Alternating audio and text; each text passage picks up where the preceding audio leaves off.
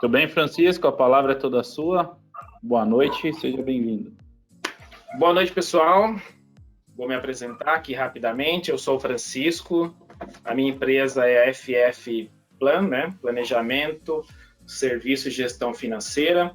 Trabalho com pequenas e médias empresas aí na parte de estruturação e apoio para o pequeno e médio empresário, ou para quem quer começar um negócio, a entender um pouquinho o mundo das finanças e ter um sucesso aí, né, no seu negócio. A FF, né, vou falar um pouquinho aqui qual é a nossa missão, né, a nossa forma de trabalho. Ela visa construir elos de confiança entre clientes e fornecedores. Isso é importante porque quando você constrói um elo de confiança entre clientes e fornecedores, você consegue fortalecer a sua marca e você consegue melhores negociações, né, com seus fornecedores e parceiros. E o nosso principal objetivo é dar tranquilidade na gestão do negócio, por meio da terceirização, né, do serviço aí de contas a pagar, contas a receber e finanças. A nossa missão é gerar valor e resultado para a empresa, né? Para a empresa que a gente atua, a gente vem para gerar valor e resultado. Aqui um pouquinho de quem eu sou, da minha formação. Eu sou formado em administração de empresas e análise de sistemas. Eu fiz MBA em controladoria pela Uninove, me especializei pelo Senac em administração financeira também, e a minha carreira ela é pautada aí sempre na área financeira, né? Trabalhei em empresas como American Express, como o GRSA, que é uma empresa multinacional aí do ramo de alimentação. Assumi cargos de liderança, né, de gerente e controller. Vou até falar um pouquinho mais para frente sobre essa estrutura de gerente e controller também para as empresas. Ajudei a desenvolver projetos aí nessas empresas por onde eu passei, de implantação de departamento de controladoria, departamento de finanças. Hoje eu empreendo aí desde 2015, né, com a consultoria e com restaurantes que eu também já tive, e participação numa empresa de autopeças para ônibus que fica em Campinas. Aqui vocês têm os meus contatos, né, meu WhatsApp, meu e-mail e o Instagram da FF. E o que eu vou falar aqui, primeiramente, vou falar de dois assuntos, um ligado ao outro, tá? Eu vou falar de estrutura financeira e o estudo de viabilidade econômico-financeira, tá? Para você entender um pouquinho sobre a empresa que você atua, sobre a empresa que você tem, ou sobre a empresa que você quer ter, você precisa conhecer um pouquinho de finanças, um pouquinho de como funciona o departamento financeiro de cada empresa. Cada empresa tem uma particularidade. Empresas pequenas têm um tipo de departamento financeiro, empresas maiores outro tipo. Isso vai depender de quanto você tem de fôlego para ter cargos, auxiliar, supervisor, assistente, controller, gerente, diretor ou o próprio dono que assume esse papel, né? Então, você conhecer como funciona o departamento financeiro da empresa é fundamental para você fazer essa gestão do negócio. Muitas vezes, o próprio empreendedor, quando me chama para uma consultoria, às vezes ele não sabe nem como funciona o negócio dele, e aí por isso que ele tem falhas e não consegue fazer a gestão daquele negócio, né? Então, o setor de finanças, ele é um setor que ele tem vários braços aí de atuação dentro da empresa. Ele vai estar ligado com o administrativo, com recursos humanos, com marketing, com riscos, com... Guilherme, está aparecendo aqui para mim uma mensagem, aguardando. Tá, tudo bem, é a pessoa que está entrando. Ele vai ter ligação com a parte de riscos, vendas e planejamento e resultado, tá? No final, vocês vão entender, eu vou dar um exemplo clássico, que parte até do que o Luciano falou na apresentação dele na semana passada. Você vai fazer uma precificação, às vezes você vai fazer uma precificação do teu produto olhando somente o custo. E aí você tem um concorrente seu que é muito mais eficaz em preço. Por quê? Porque às vezes ele consegue uma negociação maior, ele consegue comprar mercadorias em grande quantidade, consegue negociar mais que você, e ele tem um preço mais competitivo. E aí esse cara, ele vai sair na sua frente. O que você tem que fazer, obviamente? Você vai ter que ser competitivo de uma outra forma, fortalecer a sua marca, você vai ter que, de alguma forma, ser atrativo, entregar um valor diferente daquele que ele entrega. Então, quando você faz uma precificação, olhando para finanças, ela tem uma série de variáveis que você precisa olhar, tá? Então, das atividades que a gente faz também, que o departamento financeiro ele vai cuidar da empresa, é o fluxo de caixa, apuração dos resultados financeiros, corte de gastos e desperdícios. Quando você fala de um restaurante, por exemplo, é fundamental você olhar a questão de desperdício, que é onde você perde dinheiro. O restaurante você tem que olhar no detalhe, tá? Linha a linha, e o desperdício, qualquer margem ali para desperdício é dinheiro jogado fora. E o planejamento financeiro, que é muito mais amplo do que a gente falar. Planejamento financeiro é receber conta, lançar nota fiscal, emitir nota. Não, ele é muito mais amplo do que isso, tá? E nesse sentido, o tamanho da estrutura dentro da organização, como eu falei, ela depende diretamente do tamanho do negócio. Se você tem um negócio maior, obviamente, a sua estrutura financeira ela vai ser maior. Mas em micro e pequenas empresas, é muito comum que o próprio sócio assuma esse papel, tá? E aí, quando eu entro para fazer esse trabalho de uma estruturação, às vezes o sócio assume esse papel, mas ele tem fôlego, por exemplo, para ter um assistente para fazer esse trabalho, desde que seja uma pessoa capaz para isso. E o sócio precisa ser liberado para trazer negócio para dentro da empresa, não ficar preso numa cadeira o dia inteiro, olhando o que ele pagou, o que ele recebeu. Ele precisa ter informação para tomar decisão, e não ele ficar lançando nota fiscal, ele ficar apurando o imposto, ficar ligando para a contabilidade para saber se gerou a guia ou se não gerou. Ele precisa de pessoas para fazer isso, ele tem que fazer a gestão do negócio, tá? Qual é a importância da estrutura financeira? Tá? A estrutura financeira é essencial para embasar as tomadas de decisão em relação ao futuro da organização. Por conta disso, é indispensável que você tenha profissionais preparados, como eu já falei. Se você tem pessoas preparadas, ela vai gerir melhores informações de qualidade para que você possa tomar decisão no curto, médio e longo prazo, tá? E aí tem três preceitos básicos para que você possa atingir esse objetivo que eu sempre falo. Não gastar mais do que há disponível de recurso atualmente. A gente já vem falando isso aqui desde o começo da pandemia. Eu e o Wellington já falamos sobre esse assunto aqui. É muito comum o cidadão, ele ganha lá 10 mil reais por mês de prolabore ou de distribuição de lucro. Neste mês, ele viu que a empresa tem lucro a distribuir de 10 mil reais a mais, ele estourou o cartão de crédito dele, ele vai lá e tira o dinheiro da empresa. Ele vai sangrando a empresa. Então, quanto mais ele ganha, mais ele vai gastar. Ele não se preocupe em fazer um investimento ou de guardar para momentos de crise como esse que a gente tem vivido agora, tá? O segundo preceito é garantir que as informações obtidas estejam corretas. Informações de má qualidade, informações incorretas que são fornecidas pelo teu departamento financeiro, ela pode ser prejudicial ao teu negócio e até pode levar ao fim do seu negócio, porque você vai tomar decisões erradas. Você vai começar a tomar decisão com base em informações que não são reais. E aí você pode estar achando que você está... meu negócio está dando dinheiro agora, eu vou investir. Poxa, mas não está dando dinheiro. Na hora que eu faço uma análise do meu balanço ou uma análise do meu DRE por regime de competência, ele vai ter um valor diferente do regime de caixa. Eu não tenho aquela grana disponível, tá? O terceiro preceito é a realização de investimentos que estejam alinhados com a estratégia do negócio. Não adianta você, olha, esse mês me sobrou 300 mil reais que eu tenho em caixa, eu vou comprar um apartamento para um escritório comercial e vou alugar essa sala.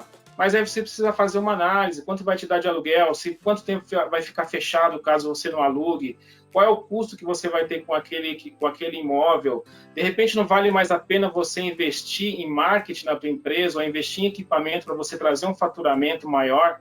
Em consequência disso, com esse faturamento, você conseguir trazer um resultado maior. Vou alugar uma sala por R$ 2.500, mas se você investir na tua empresa com base em informações corretas que você tenha, de repente você vai conseguir ter um resultado maior do que R$ 2.500 por mês.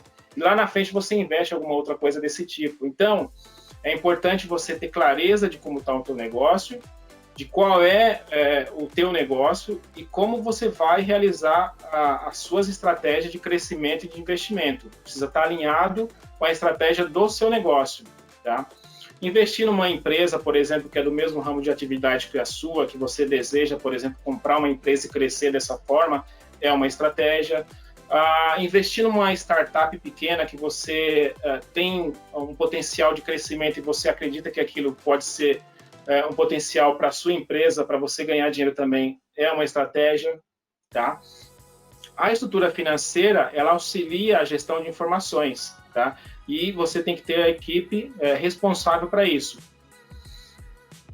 E aí, quando você vai tomar uma decisão com base no DRE, que eu acabei de falar, é importante que você olhe as duas visões do seu DRE, regime de competência e regime de caixa. Às vezes você olha o regime de competência e não significa, né, mesmo que você veja que ele esteja positivo, não significa que o regime de caixa também vai estar positivo. Às vezes você teve lá as despesas pagas à vista, enquanto que as suas parcelas de recebimentos, elas vão ser feitas mês a mês. Então, há um desencontro. O regime de competência, você vai olhar a origem, a data de origem da venda, né, e do que você tem a pagar. E o regime de caixa é efetivo o seu extrato bancário, é o que ocorreu dentro daquele mês. Então, nunca olhe na tua estrutura financeira somente uma visão. Olhe sempre as duas visões, visão de competência e a visão de regime de caixa. E eu vou citar aqui 4 ferramentas, né, para a estrutura, para a importância para você implementar uma boa gestão financeira dentro da empresa. 4 fatores. O registro. O que é o registro? Tudo que você tiver de informação, você precisa encontrar e gerar essa informação e lançar dentro da sua empresa, dentro do seu sistema, dentro da sua planilha de Excel. É muito comum quando você começa a misturar, o sócio começa a misturar a conta pessoal com a conta da empresa, e aí ele começa a se perder, ele não sabe que de fato ele tem que lançar lá que é da empresa, de fato que ele tem que lançar que é conta pessoal, ele não consegue ter uma noção de como está a situação efetiva da empresa. E aí quando ele parte, por exemplo, para pedir um financiamento, para pedir um capital de giro, ou até mesmo para ele decidir vender a empresa ou trazer um novo sócio, na hora que a pessoa bate o olho naquilo ali, ela fala, nossa, não tem como, você não consegue enxergar qual é o real resultado da empresa. Então, o registro é fundamental, principalmente o sócio da empresa, quando ele está envolvido com o financeiro, se ele sozinho faz esse trabalho, é importante separar uma conta bancária da empresa, uma conta bancária pessoa física, despesas pessoais você lança, separadamente das suas despesas empresariais, tá? Plano de contas. A maneira como fazemos a interpretação dos números, ela é associada ao plano de contas, tá? Então, esse plano de contas, ele vai estar lá no seu DRE, ele vai estar no seu fluxo de caixa, ele vai estar no seu orçamento. Importante que você tenha DRE, fluxo de caixa e orçamento, sempre alinhado da mesma forma, porque aí quando você vai fazer lá os seus comparativos, você tem as visões mais fáceis de você enxergar. Então, a sua própria contabilidade, se você tem dúvida em relação ao seu plano de conta, ela pode te ajudar fornecendo essas informações também. Isso vai te ajudar a ser mais assertivo também no teu negócio, tá? Processo, tá? O que é o processo? É você ter lá a consciência de que você precisa fazer o registro das movimentações financeiras nos seus devidos planos de contas, conciliação de extrato, lançamento de notas fiscais, e aí, finalizando, quando você faz a análise lá do seu fechamento, do seu resultado do mês, você vai fazer a sua análise do que foi realizado com o que você fez de orçamento, tá? Ou seja, você fez um orçamento anual para a tua empresa, então você vai comparar mês a mês e ano anterior também, se for o caso, como foi realizado de faturamento e como foi orçado, como foi realizado de despesas e como foi orçado. E aí você consegue, a partir daí, começar a enxergar e tomar decisões de como você tem que fazer e fazer as análises também dos seus retornos de investimento, tá? A quarta ferramenta é você ter um sistema para isso. Ou você tem um Excel, se for muito simples a forma como você controla, se for uma empresa muito pequena, você tem 1 ou 2 funcionários, você ainda consegue controlar em Excel, mas é importante que você tenha experiência e saiba como manusear minimamente um Excel para você poder não fornecer de novo informações incorretas para a tomada de decisão. Se for uma coisa mais robusta, algo que você tenha muitos lançamentos, algo que você tenha dificuldade com o próprio Excel, aí eu recomendo que você tenha um sistema que você pode tanto fazer planos mensais como planos anuais, tá? E quais são os profissionais responsáveis pela estrutura financeira da empresa, tá? Aqui eu sempre faço um adendo. Você tem que sempre olhar o seguinte: qual é o tamanho da sua empresa, tá? Normalmente, você vai ter lá um diretor financeiro, um gerente financeiro, um supervisor, um analista financeiro, um assistente ou um auxiliar. Depende como é a tua grade lá de funcionários. O que o diretor financeiro faz? Ele é o cara responsável que vai planejar, organizar, dirigir e controlar as atividades financeiras da empresa e garantir que as políticas de gestão estão sendo executadas de forma correta, tá? Isso vai trazer uma melhora dentro do curto, médio e longo prazo para a tua empresa. Ele também é o cara que vai ser responsável aí pelo resultado operacional e elaboração dos relatórios gerenciais para a tomada de decisão aí junto ao CEO da empresa ou ao dono da empresa, seja o que for. O gerente financeiro, ele é o cara responsável por gerenciar essas informações e a equipe. É o cara que vai gerenciar informações do fluxo de caixa, do quantas a pagar, quantas a receber, e é o cara que vai dar informação para o diretor financeiro também para ajudar a tomar a decisão. Em alguns casos, algumas empresas, o próprio dono faz esse trabalho, tanto do diretor como do gerente. Em outros casos, algumas empresas também, você não tem o papel do gerente e do diretor, você tem um controller. E aí o controller ele faz o papel do gerente e do diretor e ele responde diretamente ao CEO da empresa ou ao dono da empresa, seja como for a estrutura, tá? Então ele faz esse trabalho de diretor e de gerente, e aí ele interage na empresa como um todo. Ele interage na parte de RH, ele interage na parte com fornecedores terceiros, se for o caso, uma contabilidade, ele interage com a parte de TI, se for terceirizada também. Então ele é o cara que faz toda a gestão da empresa no lugar de um diretor ou de um gerente financeiro. Cabe, obviamente, a identificar qual é a melhor estrutura que você vai colocar dentro do custo que você tem hoje, né? O que cabe? Cabe eu ter um diretor? Ok. Cabe eu ter um diretor e um gerente? Ok. Não cabe, então vou ter simplesmente um gerente sênior ou um controller que vai fazer esse papel, tá? E aí você tem o supervisor, que vai responder ao gerente, né, no nível hierárquico, que vai ser o responsável por elaborar os demonstrativos financeiros que o analista financeiro vai providenciar. Neste caso aqui também, você pode ter uma eliminação do supervisor e ter um analista financeiro sênior, um cara com bastante experiência que você vai eliminar uma linha aqui de funcionário e você vai ter uma economia de salário. Coloca um analista sênior, um salário intermediário entre supervisor e analista, e aí você vai ter uma potencialidade aí em custos também. O assistente auxiliar, ele vai responder também, ele vai dar base para o analista, né, vai fornecer informações, é o cara que vai acompanhar as transações financeiras da empresa, vai organizar documentos de quantos a pagar, quantos a receber, vai controlar o fluxo de caixa e vai dar apoio na monitoria mensal do orçamento. Tanto você pode ter um assistente, você pode ter um auxiliar. Neste caso aqui, eu não recomendo que você tenha um analista que faça o papel do supervisor e que faça o papel do auxiliar. Ou você tem um analista que faz o supervisor, é melhor que você tenha um analista sênior que faça o papel do supervisor e que você tenha um auxiliar ou um assistente com bastante experiência, né? No caso, melhor um assistente, que vai dar base para o analista sênior, ok? Então, agora que a gente entendeu um pouquinho como funciona uma estrutura básica financeira, quais são os cargos, por que você precisa ter, eu vou entrar um pouquinho no estudo de viabilidade econômico-financeira, tá? Antes de falar um pouquinho da introdução do estudo, eu queria falar o seguinte: quando você vai fazer, por exemplo, eu queria comprar ou quero ficar sócio de uma empresa, ou eu preciso saber se aquela empresa é viável economicamente ou não, ou eu preciso saber qual é o faturamento mínimo que eu tenho que ter na minha empresa para que eu possa ganhar dinheiro, para que eu possa sobrar dinheiro para eu investir, para que a minha empresa possa crescer, tá? Uma dica que eu sempre falo é o seguinte: você tem que conhecer os seus custos e o seu faturamento e conhecer o seu negócio, tá? E aí você vai fazer o seguinte: antes de você fazer toda essa conta, faz um levantamento, faz um inventário de todos de tudo que você tem de máquinas, de tudo que você tem de carro, de veículo, de tudo que você tem que compõe a sua operação para que você possa ter um faturamento, né?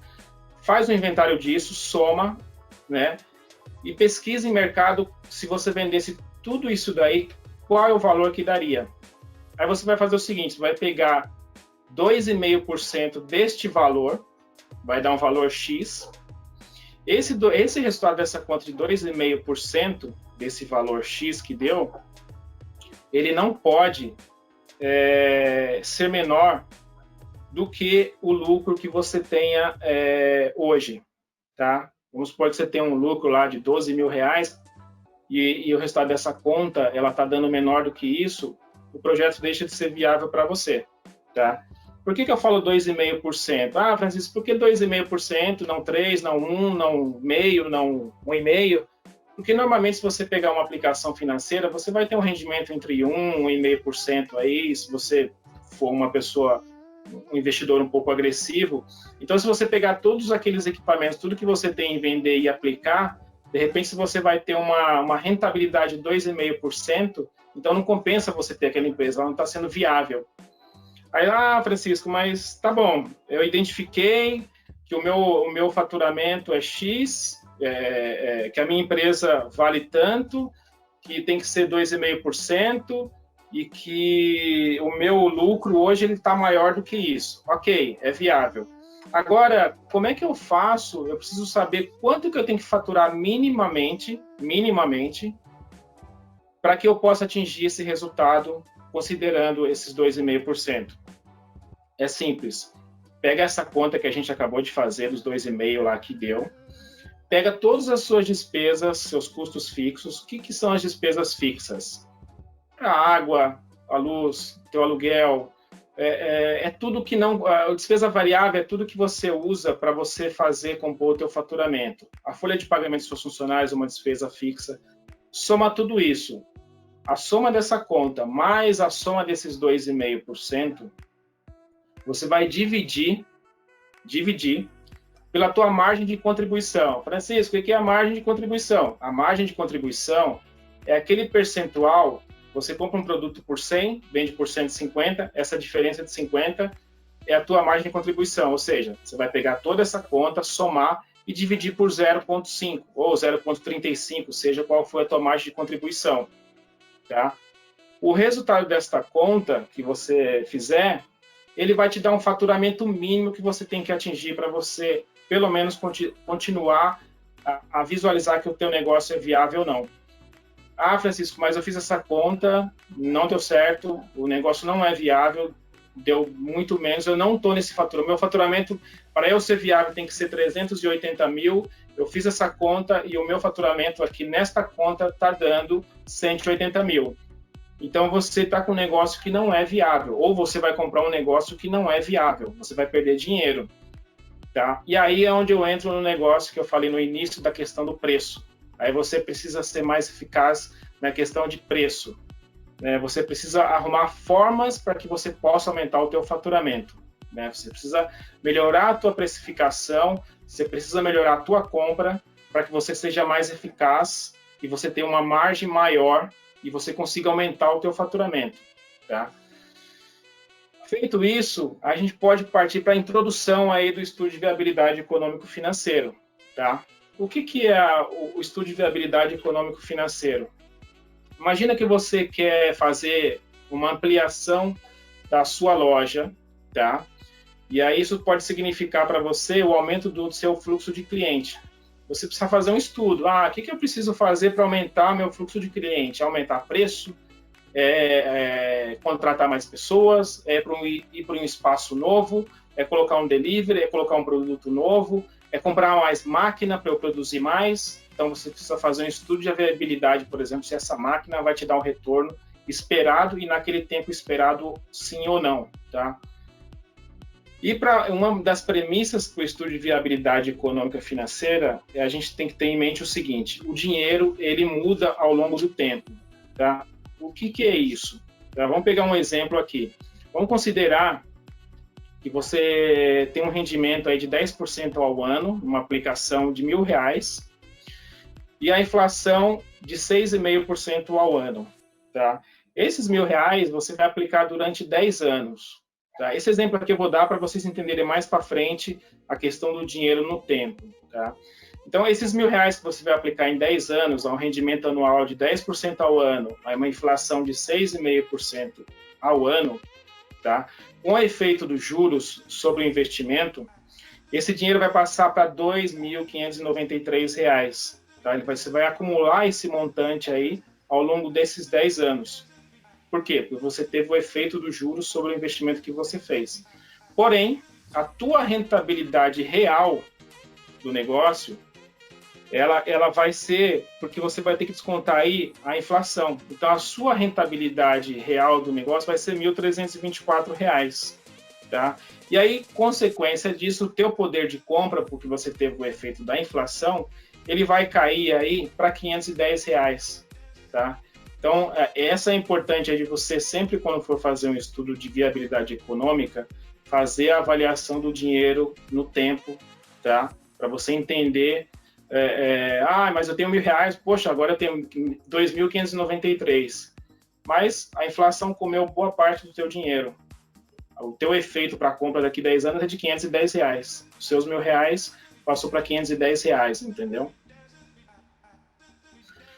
Quais são os pilares para a gente montar uma estrutura, começar a montar a estrutura de estudo de viabilidade econômico-financeiro?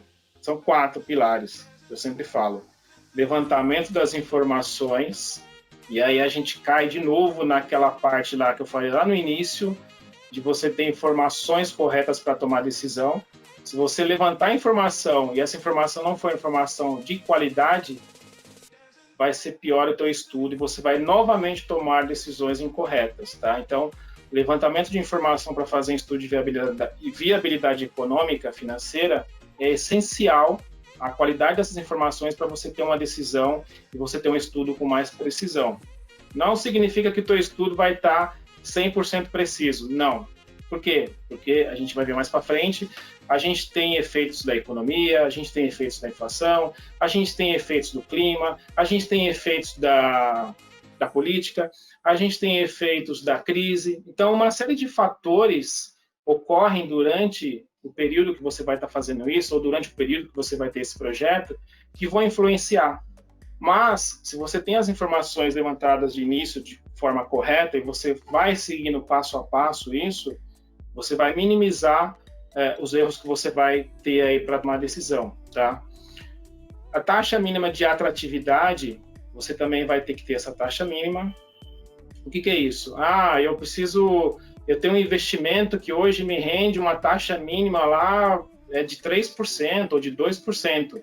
O teu projeto, para ser viável para você, não pode ter menos do que essa taxa mínima. Senão você vai falar, vou pegar meu dinheiro aqui, não vou fazer esse projeto, vou investir no que eu estou investindo hoje, que eu tenho uma taxa muito maior de rendimento do que eu investir aqui e vou ter 1,5%.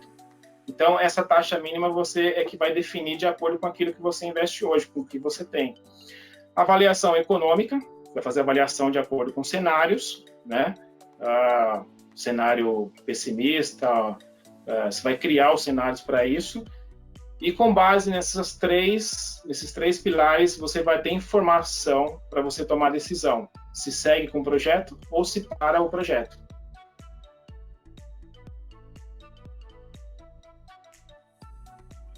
Tá no tempo aí, Guilherme? Eu nem estou olhando aqui.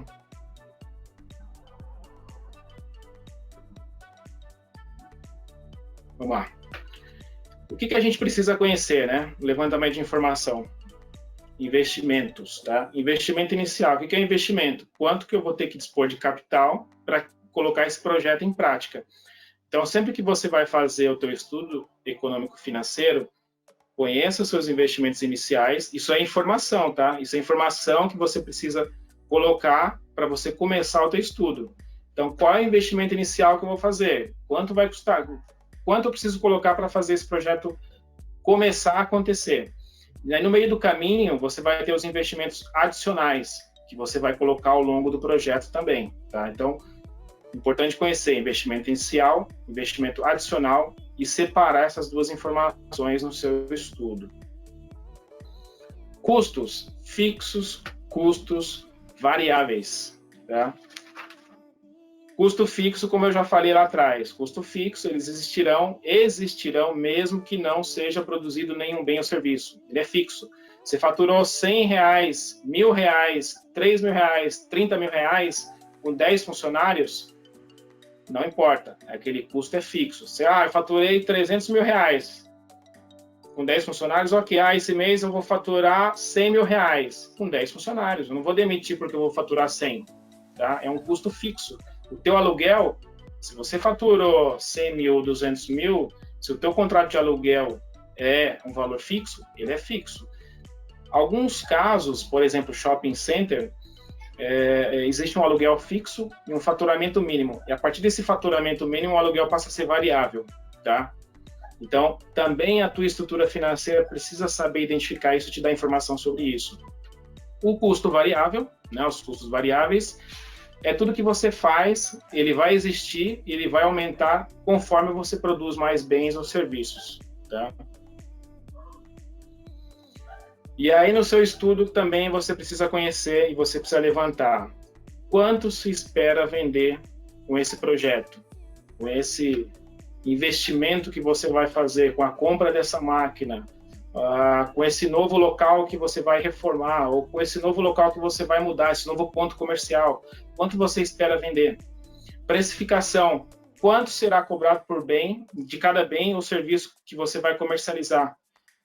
Quais são os ganhos, quais são os benefícios que o produto trará, além da venda direta do bem?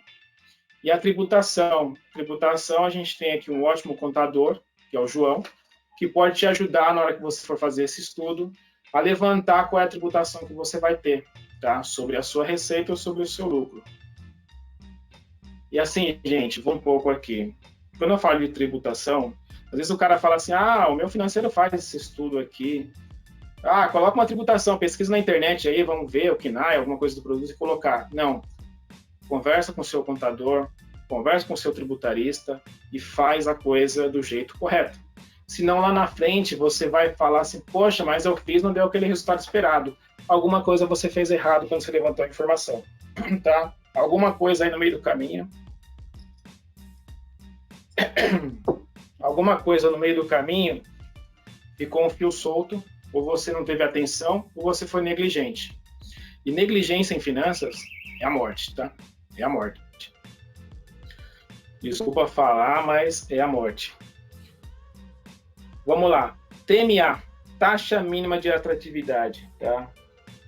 Aqui a gente vai considerar o valor do dinheiro ao longo do tempo, tá? A gente precisa entender que ele tem influência diretamente na qualidade da avaliação. E para que a gente possa fazer isso, a gente tem que estabelecer o que chamamos de taxa mínima de atratividade, ou TMA, né? Mais fácil falar TMA. Falou TMA, você sabe que é a taxa mínima de atratividade. E o mínimo de rentabilidade que faz o projeto valer a pena do ponto de vista econômico, que é aquilo que eu falei. Você tem que ter um mínimo de taxa, o que for menor do que isso, que é aquele que você faz o investimento lá. Se essa taxa for menor do que aquilo, teu projeto não é viável. Você não vai investir seu dinheiro num negócio que você vai ganhar menos do que uma aplicação ou de alguma coisa que seu dinheiro já está rendendo para você. Então, um imóvel que me rende R$10.000 de aluguel por mês, um galpão.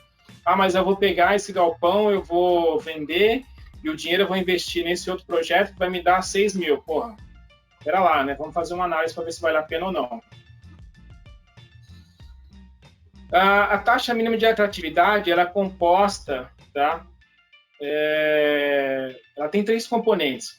Capital, o custo de capital do projeto, que é o conhecido como custo médio ponderado, ou VAC em inglês, né? O CMPC ou WACC. Isso você vai considerar e você vai colocar no estudo também. E aí você vai considerar a inflação e vai considerar o risco também desse negócio, tá? A avaliação econômica. Legal, avaliação econômica. A avaliação econômica é o seguinte. Aqui você começa a fazer as análises, né? Toda análise ela é feita a partir de um fluxo de caixa. E os fluxos de caixa, eles podem ser avaliados a partir de 3 indicadores.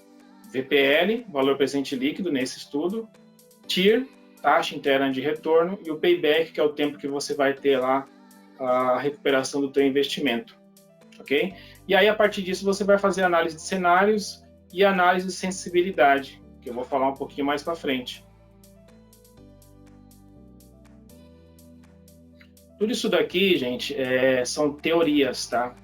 O que eu estou mostrando aqui na apresentação são itens que você tem que considerar no teu estudo. Obviamente que para você fazer isso, você vai ter uma planilha, né, de Excel, que você vai ter lá as suas fórmulas, os seus cálculos, que você vai fazendo isso até chegar numa finalização e quando você for apresentar, obviamente, para o investidor ou para o dono da empresa, para quem quer que seja, você vai montar uma apresentação com base nos números reais. Aqui é uma teoria que eu estou fazendo, mostrando para vocês. Vamos lá.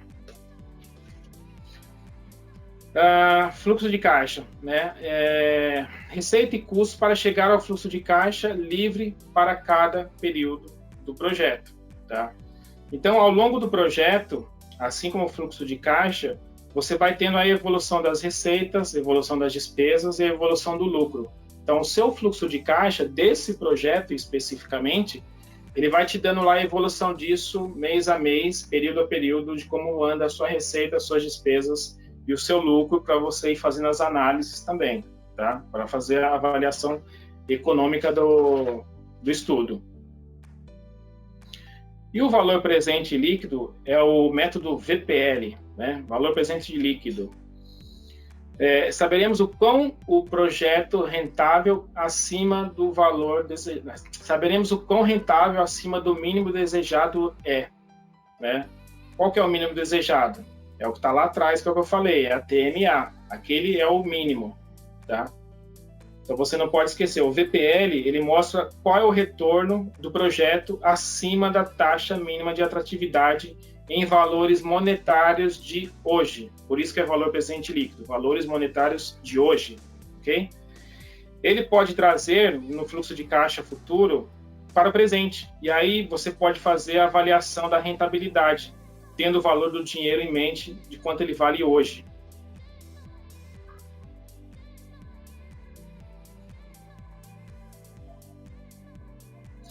A TIR, que é a taxa interna de retorno, é o retorno. Método da taxa interna de retorno nos mostra qual a taxa que resulta em um VPL nulo. Novamente, aqui são fórmulas também que você vai fazer. Eu estou dando conceitos para vocês, tá? Para fazer esse estudo. Ele serve como indicador auxiliar ao VPL para que seja comparada à TMA. O método da taxa interna de retorno, que é a TIR, ela vai calcular qual é a taxa, né, que vai dar um VPL, que o projeto é o VPL igual a 0. Então, com esse indicador, você vai conseguir avaliar no teu projeto o teu VPL igual a 0. E esse indicador, ele deve ser utilizado como auxiliar ao VPL. Tá? Nunca utiliza um ou outro, utiliza sempre os dois. Ele vai te auxiliar ao teu VPL, ok? Um valor de TIR acima do valor da TMA, olha só, um valor de TIR acima do valor da TMA, que é aquela taxa lá de trás que a gente falou, ele significa que o teu projeto ele vai te dar uma taxa mínima desejada, ele vai ser atrativo você seguir em frente com esse projeto, ok? E o payback? Payback todo mundo conhece, esse aqui é o que é o mais falado. Qual que é o teu payback? Eu vou comprar uma franquia de um restaurante ou de uma loja de roupa. Qual que é o payback? Qual que é o tempo de retorno, né? A gente não fala payback, mas muitas vezes fala, quanto tempo eu vou ter o retorno do meu investimento? 2 anos, 3 anos. Nada mais é do que a gente falar do payback, ok? O método payback, ele nos mostra em quanto tempo o investimento inicial do projeto será recuperado. É nada mais do que isso. E aí o payback é um indicador importante e que serve para que você faça uma avaliação da possibilidade de ficar um determinado tempo sem o valor do investimento no seu caixa. Eu vou ter um retorno em 2 anos, em 3 anos. E aí você vai avaliar o tempo que você vai ficar sem o retorno desse investimento no seu caixa. Você vai conseguir sobreviver sem isso, né? Então, importante aí o cálculo e saber quanto é o teu payback. Feito isso, a gente começa a partir para a análise de cenários. O que é análise de cenários, Francisco? É o que eu falei, na vida real, existe várias incertezas em relação ao futuro. Então, você vai calcular lá cenários provável, otimista, pessimista. Ah, tá bom, como é que eu faço isso? Simples, você vai calcular lá o provável com melhor faturamento, né? Com melhor operacionalização de despesas, o otimista melhor ainda, e o pessimista você vai colocar um faturamento pior ainda, com piores despesas ainda. E aí você começa a brincar um com o outro de acordo com os cenários, tá?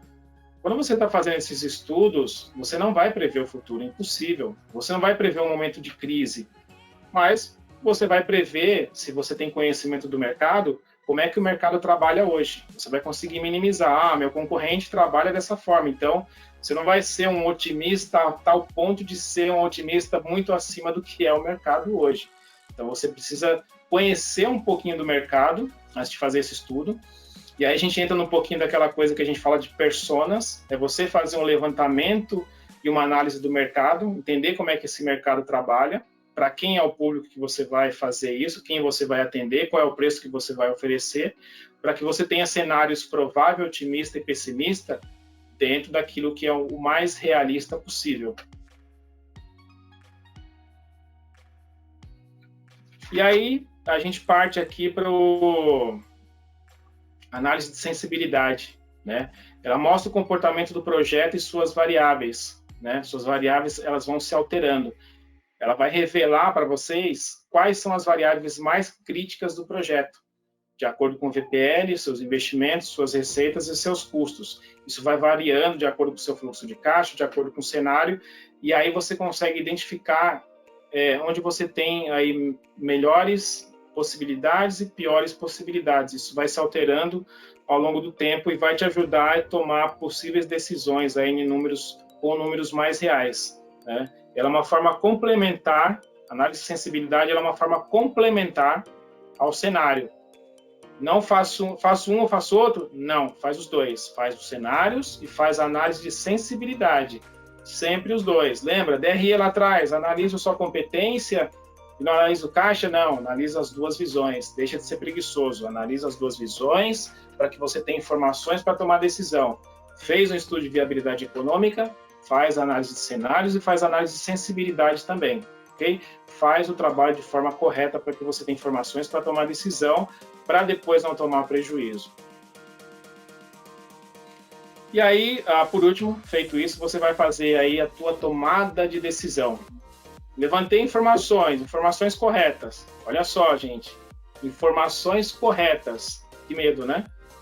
Você precisa confiar em quem está te dando essas informações. Se é você mesmo, né? Ou se você tem um gerente, um analista, ou se você tem lá um diretor, ou se você tem um controller, essas informações têm que estar de forma correta, senão você vai tomar a decisão errada, senão você vai perder dinheiro, senão você vai quebrar, tá? E ninguém está aqui para tomar prejuízo, tá todo mundo aqui para ganhar dinheiro. E para ganhar dinheiro, você tem que ter informações de forma correta, você tem que fazer o teu financeiro funcionar de forma correta.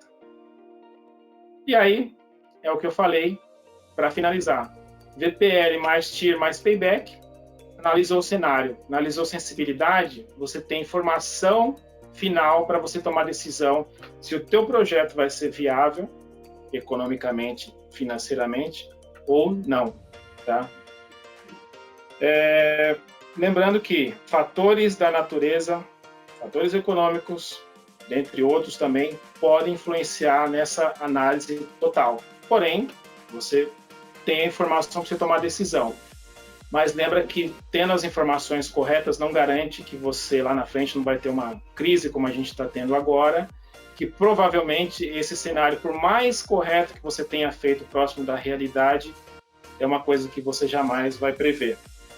Você consegue prever situações em relação ao teu concorrente, como ele trabalha, como ele precifica, como ele atende o cliente. E aí, de novo, a precificação, se o cara tem uma precificação, você vende o mesmo produto que ele, eu tenho um restaurante que eu vendo frango, arroz, batata frita e feijão a R$ 25,90. o meu concorrente aqui, as 2 quadras do lado, vende o mesmo prato que eu, a R$ 23,90, ou o cara está vendendo alguma coisa lá, gato por lebre, ou o cara é muito mais eficaz nas compras, e você não é eficaz, você tem lá o desperdício muito grande, você não consegue mensurar isso, começa a perder dinheiro, ou você não consegue, não tem uma boa gestão com os seus fornecedores, não consegue negociar preço, e aí você vai ter que começar a fazer aquilo que foi dito a semana passada na apresentação. Você precisa entregar mais valor ao teu produto. O consumidor precisa entregar o que você tem de diferencial. O que faz aquele cara comprar de você e não comprar do cara que vende por R$ 23,90? Por que você é melhor do que ele, cobrando um valor um pouco maior do que o dele? Então, quando você fala aí de análise econômico-financeira, de precificação, e de estrutura financeira, de planejamento financeiro, é muito mais amplo do que você, um contas a pagar, um contas a receber, lançar nota, e conferir guia, e pagar guia, ir no banco, e ligar pro, sabe? É muito mais amplo do que isso, ok? Então, essas são as dicas básicas que eu queria passar para vocês, né? Finalizando aí, agradeço pela oportunidade, deixo aqui o meu telefone, agradeço João, Guilherme, todo o grupo, as pessoas que estiveram aqui, que participaram. Para mim é uma honra poder falar um pouquinho do trabalho, um desafio também. A gente sabe que, até falei para o Guilherme, estou nervoso, porque uma coisa é você falar em 5 minutos, outra coisa é você falar de finanças em meia hora, 50 minutos ou 1 hora, e é um assunto um pouco difícil para quem não tem muita familiaridade, e às vezes você acaba ficando meio disperso e não consegue entender, mas desafio aceito, missão dada, missão cumprida. João, muito obrigado, era essa mensagem que eu queria passar para vocês. Obrigado. Não, estava muito bom, e para você que está preparando um curso, na realidade, foi também uma aprendizagem para você também, né? Isso é bom também, né? E você deixou algumas coisas aqui, e é bom que todo mundo que está aqui possa ouvir, né? Que agora eu estou falando como contador, tá? Muitas empresas não têm reserva, não têm um preparo, então assim, perde mercado porque não tem dinheiro para investir em uma máquina, porque o sócio preferiu comprar um carro do ano, na vez de ter uma reserva para comprar uma máquina, né? Isso é importantíssimo. Hoje, todos nós temos que ter, por exemplo, um computador bom, internet boa, tudo mais, né? Então, você tem que investir na infraestrutura para você ter o seu retorno. Isso o pessoal tem que aprender. Eu acho, Francisco, que assim, para quem é um pouco leigo e viu a apresentação, deu para acompanhar bastante. Eu acho que quando você for fazer o curso, você vai ter algumas planilhas em Excel, ou até em algum sistema, isso vai agregar muito, né? E estava muito completo as informações, tá? Então, a gente que já tem uma experiência de mercado, estava muito legal, e isso é o que agrega valores aos nossos negócios. João, uma dica que eu dou, que eu sempre falo, é o seguinte, que até o Wellington pode completar. Quando a gente fala de finanças, de você ter uma empresa e tal, e o cara gasta mais do que ele ganha, mais do que ele pode gastar, do que ele acha, né? Tenha na cabeça o seguinte, investe primeiro na sua empresa. Quando você investe na sua empresa vai bem, está faturando bem, você vai ganhar. Em consequência disso, você vai ganhar. Agora, você começa a se preocupar pessoalmente com você, começa a misturar pessoal com empresa, começa a investir em você, um carro novo, uma viagem, não sei o quê, esquece da tua empresa e vai sangrando. Amigão, não tem outro caminho, é difícil. Depois você vai correr atrás do rabo, eu preciso de capital de giro, puxa, mas eu não tenho dinheiro, eu estou endividado, mas já está refinanciado, mas eu estou devendo, mas eu estou com o nome no Serasa. Aí fica difícil você conseguir salvar. Você não vai conseguir fazer milagre. O cara que trabalha com finanças, o consultor, a gente não faz milagre. Então, é muito importante o empresário, o pequeno empresário, se conscientizar disso. A responsabilidade do negócio é dele. A responsabilidade de fazer aquilo acontecer é dele. Você vai lá como um consultor para orientar e fazer o negócio acontecer. Agora, se o cara não tem aquela responsabilidade, ele acha que ele é mais importante do que a empresa, não vai funcionar. Pessoal, vamos abrindo para perguntas, podem perguntar, vamos lá, o Francisco está preparado, ele se aqueceu, fez a preparação, vamos nas perguntas. Vamos lá, Wellington Jorge. Ó, deixa eu falar uma coisa. Francisco, olha, só um item a acrescentar ao seu comentário que você acabou de falar, tá? É o seguinte, se tirar todo o seu sangue, você sobrevive? Hein? Não. Não. Então, veja só, imagina a empresa, tá? As finanças é o sangue que corre pela empresa. Você tirar o sangue da empresa, a empresa morre. É simples. Ótima dica. É simples, tá? E no seu curso aí você pode fazer essa analogia quando você estiver nas lives, tá? Que é interessante, que é muito forte, tá? E olha, parabéns, tá? Eu acho que quando você tiver com o seu curso, me fala, tá? Dependendo do preço, se for um preço módico, tá? Eu até compro também, participo lá para prestigiar, viu? Tá? Eu gostaria muito de estar presente e ver, e daí a gente troca ideias também, viu? Tá? Parabéns, tá? Continue sempre assim, eu espero que sempre você progrida mais e mais, tá? Valeu. Obrigado, Wesley. Valeu. E, João, você deve receber muita... principalmente quando o cara é empreendedor, ele tá lá, ele tem um funcionário, aquela situação que eu falei, muitas vezes ele não delega para o funcionário fazer, ou porque ele não confia, ou porque o funcionário não tem a capacidade, ou porque o cara é o centralizador. E aí ele começa a perder negócio, ele tá lá para trazer negócio. Se ele não confia, traz algum gestor, alguém, ou terceiriza, seja o que for, traz alguém especialista para isso. Ah, mas é caro. Ah, mas vai me custar muito caro, é melhor trazer um auxiliar, alguém mais júnior para... aí faz a conta, o que vai ser mais caro para você? O prejuízo de você fechar ou de você ter um especialista que vai te ajudar a crescer, que vai te dar informações de qualidade para a tua empresa crescer, né? Ontem eu fiz uma reunião com 2 sócias de uma empresa, né? Que, tudo bem, esse ano aqui esquece, mas nos outros anos elas estavam faturando em média 25 milhões por ano, só participando de promoções e eventos. Nestlé, Heineken, Ajinomoto, marcas grandes, né? E o que acontece? No meio da conversa, uma das sócias falou assim para mim: ah, João, a gente está conversando com um novo gerente financeiro e a gente depois queria que você desse uma olhada no currículo, né? Eu falei, tá bom, né? Aí me mandaram à tarde, eu fui olhar, a pessoa estava nova, nada contra uma pessoa nova, mas não tem uma experiência para tocar um tipo de empresa assim, né? E ela estava no primeiro semestre de administração. Como é que uma pessoa dessa vai ter uma carga de tocar uma empresa que estava em crescimento, parou com a pandemia, mas assim que acabar a pandemia, ela vai voltar a crescer, né? Então, assim, as pessoas têm que ter uma equipe preparada.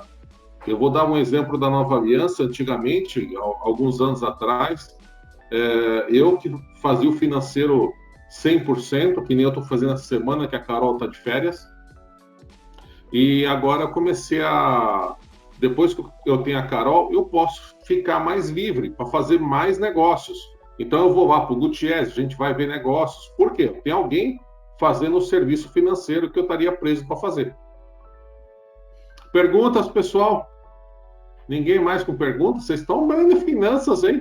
Poxa, Francisco, o pessoal aqui aprenderam bem, hein? Ô, João, você falou do cara aí, quando você tem uma pessoa na tua equipe, um gerente, vamos falar do gerente que você acabou de falar. Se esse cara não tem bagagem, esse cara não tem vivência de uma crise, o cara não tem vivência do alto e baixo de uma empresa pequena, de uma empresa grande, de uma empresa de serviço, de uma empresa, sei lá, de uma indústria, na primeira dor de barriga que essa empresa que ele tiver, esse cara vai embora, porque ele vai tremer, ele não vai aguentar o baque, ele vai achar que a empresa vai quebrar, ele não vai saber para onde correr e o que fazer, ele não tem vivência, ele não tem bagagem, né? Ele não vai saber o que fazer. Navegar no mar calmo é fácil, o cara vê você navegar no mar cheio de onda, com tempestade. entendeu? Então você pega essa turminha nova, porque o cara, sei lá, o cara fala inglês, o cara nada, sabe, ótimo, legal, mas o cara nunca trabalhou, ele vai tá numa faculdade de primeira linha, e ele estudou escola de primeira linha, mas ele não tem bagagem, ótimo, é assim, ótimo que seja assim, mas ele não tem vivência, não tem bagagem, ele não está preparado para assumir um cargo de tamanha responsabilidade para a tua empresa. Ele pode começar na tua empresa, sim, legal, como um trainee, como um estagiário, como um analista, e aí ele vai crescendo, vai criando bagagem para isso, entendeu? E uma outra coisa, Francisco, eu falo bastante isso com meus clientes, que tem dois tipos de administrador, né? Administrador financeiro, principalmente. Aquele que administra uma empresa que tem dinheiro, que é fácil, está aí qualquer um de nós podemos fazer. Exato. E aquele que administra uma empresa que não tem dinheiro, que tem que correr atrás de dinheiro todo dia. Todo dia você tem que fazer um fluxo e olhar o que eu vou pagar hoje, o que vai entrar, o que eu vou pagar, qual a prioridade, por que esse, por que não aquele, qual é os juros desse, qual é daquele, entendeu? Conversar com o gerente de banco. Então, por exemplo, você estava falando aí do rapaz aí, né? Um rapaz novo. Qual o cacuete que ele vai ter para conversar com o gerente de banco? Isso é o importantíssimo hoje. Entendeu? Exatamente. Tá certo? Pessoal, mais perguntas? Se não tiver, nós vamos parar a gravação. Ninguém com pergunta? Muito bom.